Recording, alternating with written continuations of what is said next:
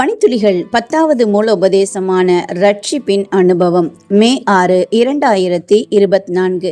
பழையதிலிருந்து புதியது. நீங்கள் இந்த பிரபஞ்சத்திற்கு ஒத்த வேஷம் தெரியாமல் தேவனுடைய நன்மையும் பிரியமும் பரிபூர்ணமான சித்தம் என்னதென்று பகுத்தறியத்தக்கதாக உங்கள் மனம் புதிதாகிறதுனாலே மறுரூபமாகுங்கள். ரோமர் 12:2. திடீரென மரித்து போன ஆரோக்கியமான நபர்களுடைய மூளைகளை கொலம்பியா பல்கலைக்கழக ஆராய்ச்சியாளர்கள் ஆய்வு செய்தனர். முதியவர்களின் மூளையில் கூட புதிய மூளை செல்களை உற்பத்தி செய்யும் திறனுடன் இருந்ததை கண்டறிந்தனர்.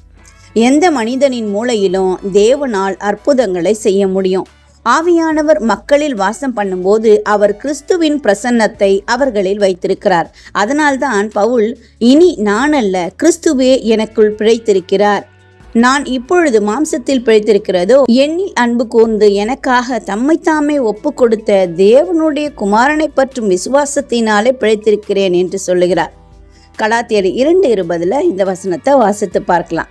கிறிஸ்துவின் பிரசன்னத்தால நாம புதிய மனிதர்களா மாறுவதால அது நம்பிக்கையால நம்மை நிரப்ப வேண்டும் என்று எபேசியர் 3:17 கூறுகிறது. அவர் நம்மோடு வாசம் பண்ணும்போது நம் மாற்றத்திற்கான தீர்மானங்களில் தாமும் பங்கேற்க அவர் விரும்புகிறார்.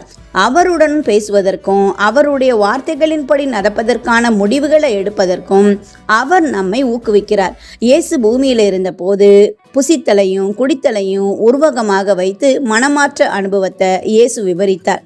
என் மாம்சத்தை புசித்து என் இரத்தத்தை பானம் பண்ணுகிறவன் என்னிலே நிலைத்திருக்கிறான், நானும் அவனிலே நிலைத்திருக்கிறேன் என்று யோவான் 6:56 சொல்றாரு.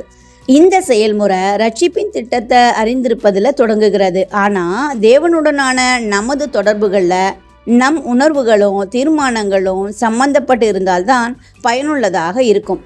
தேவனுடைய வார்த்தையை தியானிப்பது முதல் படி. இன்றைய செயலில் காட்டுங்கள். வேதாகமத்தை அடிப்படையாக கொண்ட ஒரு தீர்மானத்தையாவது எடுக்க இன்று மனப்பூர்வமாக முயற்சி செய்யுங்க. இன்றைய ஆழமான ஆராய்ச்சிக்கு 2 கொரிந்தியர் 4:16, 1 தெசலோனிக்கேயர் 5:23, தீத்து 3:5 கொடுக்கப்பட்ட வசனங்களை ஆழமா தியானிங்க. இந்த நாள் உங்களுக்கு இனிய நாளா இருக்கட்டும்.